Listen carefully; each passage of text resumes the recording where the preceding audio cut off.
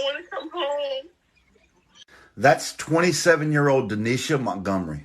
I'm about to tell you her story, and trigger warning, it includes SA and death. We all went to the water park, and we was all drinking, and I don't know why everyone's mad at me. I don't know why. But they was being mean to me in the car, so I was like, just let me out of the car. But they wouldn't let me out of the car, and then all this happened. They was covering my mouth like this. They was doing that to me in the car. Those are clips from a FaceTime call that she made to her mother on July 19th. She was telling her mother about a trip she had gone on that day to an amusement park. These are the 4 people she went with. This is PFC Brianna Frank. This was Danesha's roommate. Danesha went to the water park with these 4 individuals, and they were drinking. On the way home, they started being very aggressive towards her. She wanted out of the car, but they wouldn't let her out of the car. They then began punching on her, covering her mouth so she couldn't breathe, and left marks on her body as you saw in the video. She had no idea why any of this was happening. Going to talk to CID tomorrow. I can't be here no more. I don't trust them. I don't trust my leadership. I don't want to be here with none of them no more. CID is the Army's Criminal Investigation Detachment. Danesha stated she doesn't trust her leadership anymore, but she had good reason.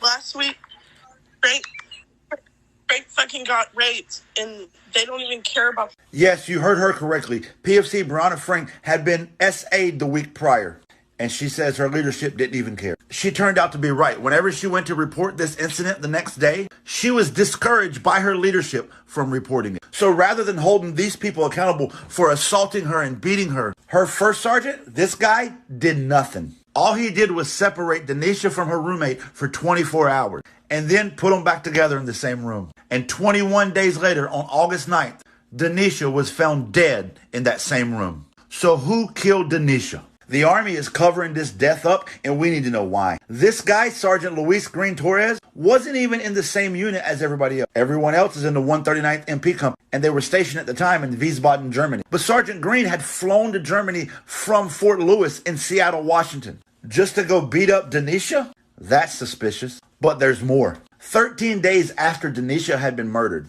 PFC LaCourtney Colvin made a Facebook post. In that Facebook post, he talked about how Danesha had pulled him over one night because Danesha was military police. You see this comment where PFC Colvin said, you know, this old girl who gave us that warning ticket, him and his friend had a synthetic marijuana on them called Blue Lotus, which is illegal in the Army.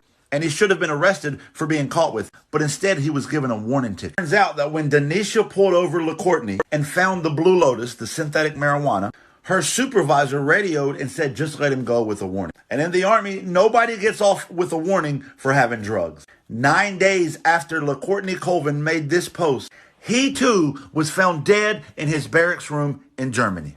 If you dig deep enough, the question starts becoming, is there a Blue Lotus synthetic marijuana drug ring happening in Germany? Was Danesha Montgomery Smith and LaCourtney Colvin murdered to cover up that? Is that why Sergeant Green flew all the way from Fort Lewis to Germany? And who was the NCO who told Danesha to just give him a warning ticket? And why did her first sergeant and her commander not take care of Danesha and keep her safe from her attacker? Danesha deserves justice, and her family deserves answers. The Army has promised a thorough investigation, but it's very clear it's going to be anything but that. When the military came to tell Danesha's family that she had been found dead, they told her it was from suicide, that she had suffocated herself. But then later said that the autopsy is still ongoing and is under investigation. So then how did you already draw these pre-conclusions? And it's funny you mentioned suffocation when in the video she talked about they were covering her mouth and not letting her breathe in the car 21 days prior to her death. I believe the FBI should be taking over this investigation. The Army cannot be trusted to investigate itself, especially given all the other circumstances surrounding this incident. Join me in demanding justice